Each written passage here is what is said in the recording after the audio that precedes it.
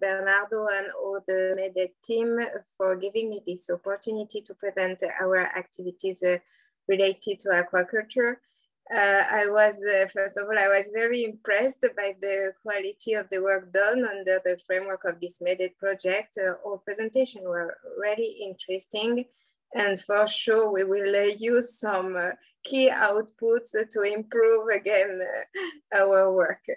For the one who don't know what is Plan Bleu, Plan Bleu is a regional activity center attached to the Mediterranean Action Plan, the first ever UNEP regional SIS program. Plan Bleu is based in Marseille. We have been created 43 years ago as a systemic and prospective analysis center in the Med region. We host also the MEDEC Secretariat, which is a network of Mediterranean experts on climate and environmental change. They just released the key report, the MAR 1, on the impact of climate change in the Med region. So we act as a support to all the contracting parties of the Barcelona Convention to support them in the implementation of sustainable development strategies. And we also act as an observatory of the environment and development in the Med region. So the roadmap, we are currently finalizing a roadmap to foster the transition towards sustainable aquaculture in the Med region. What is the context? It's part of the program of work 2020-2021 of the UNEP MAP coordination unit and the regional activity centers components, which was adopted during COP21 in 2019. So it should support the implementation of SDG 14 in the Med region and support this transition towards a blue economy in the Med. Now, what is the scope of the roadmap? It's based on a regionally shared long-term vision for aquaculture in the Mediterranean, coastal and offshore. And this roadmap aims to foster transition towards towards sustainability and to raise visibility and operationalize innovative approaches, methods, tools, and practices to tackle priority challenges posed by the expansion of marine aquaculture in the Mediterranean. What are the partners? We have the support of the French Development Agency, and we are also carrying out this activity in partnership with two Interreg Mediterranean projects, the Blue Growth Community and the Mediterranean Biodiversity Protection Community, which are from EU-funded projects. So first of all, this is also a collaborative process. This process started in 2020, so I would say it's a quite short process in comparison with the work you have done during several years. We started with 2 webinars in November 2020, and we set a working group of stakeholders, beginning with about 80 stakeholders, and now this working group is comprised of 100 Mediterranean stakeholders, including, of course, some partners of MEDED project. And I thank them very much for their involvement in this process. And we had a first working group online meeting in January with the selection of priority challenges. We were not able to cover all challenges, so we let the group of stakeholders to select 9 key priority challenges which will be addressed in this roadmap. We used also some online surveys, especially to get a common vision before elaborating a roadmap. Everybody should agree about the common vision we would like to reach.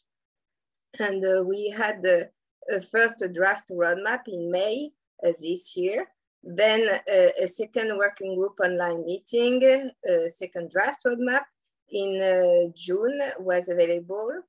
And now we are in the last working group consultation, which will be carried out in September, because I should say that during the summer, everything was a little bit in standby. And the final objective is to get this final document in October and to present this roadmap to the Barcelona Convention contracting parties at the COP 2020, which will be held in December in Antalya in Turkey. So we also tried to create some synergies and some partnership with the existing initiative. And for instance, with the technical group on aquaculture, Aqua West from WestMed, the two first webinars were co-organized with the FAO, GFCM, and the WestMed. We, of course, also contacted and including some partners from a DED project in our working group. We also work closely with another regional activity center of UNETMAP, METPOL, who carried out an assessment of environmental impact of aquaculture sector in the Med Sea in 2021. The report also will be released during the COP 2020. And as I said before, with two InterregMed communities. So this is the vision statement all the stakeholders agreed about. By 2030, a competitive Mediterranean aquaculture is developed in harmony with other uses and contributes to food security and reduction of seafood imports through the implementation of innovations able to increase its capacity to adapt to climate change, to prevent negative impacts, and to create business and employment opportunities along the value chain in line with global and regional sustainable development goals.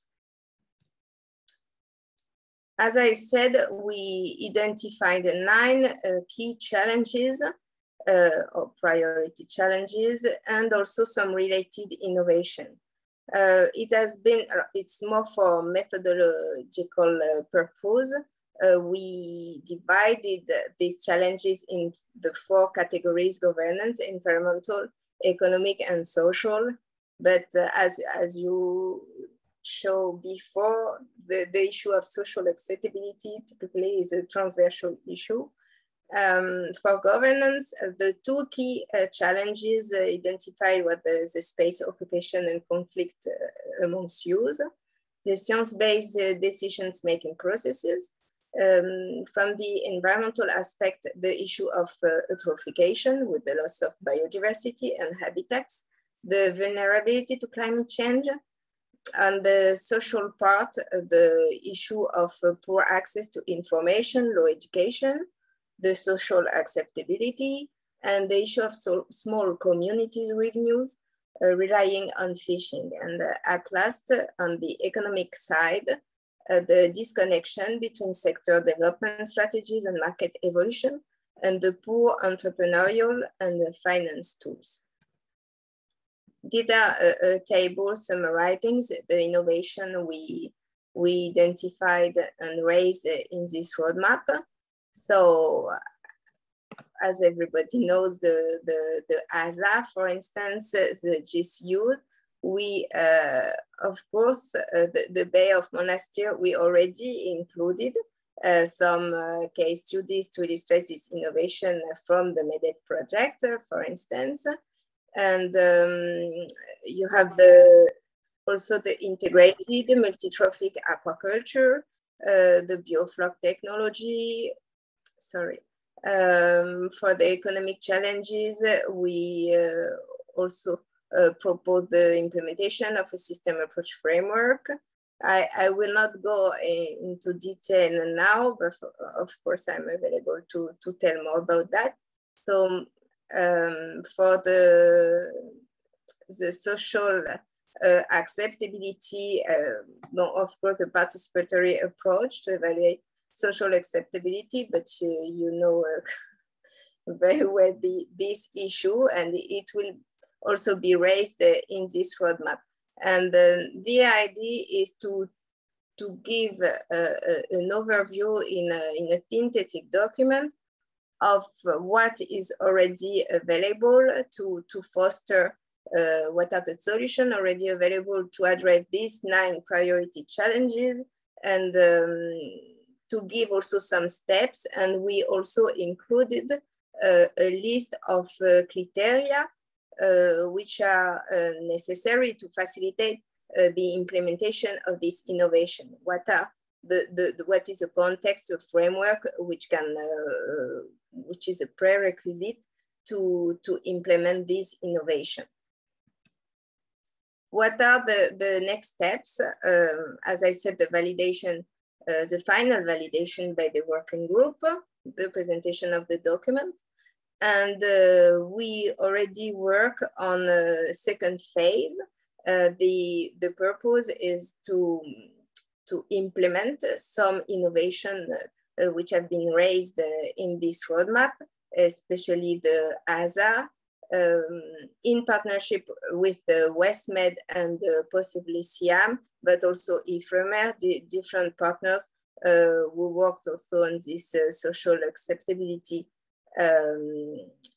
issue in South Med countries, also to foster the knowledge exchange between the different Med countries, and to implement some recommendation, and with the support of the French Development Agency.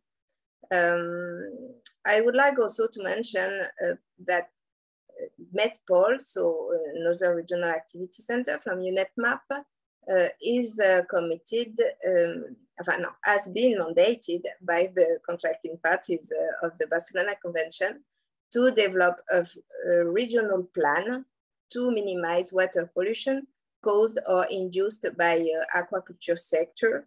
So in during the next millennium, it's also a decision which has been taken in COP21. So thanks again for inviting me to this webinar. And of course, if you have any question, feel free to ask. And just maybe to mention 2 key reports which have been released recently in Plan Bleu, the state of the environment and development in the Med region, and the MAR1 I mentioned from the MEDEC network, which have been released at the end of last year. Thank you very much.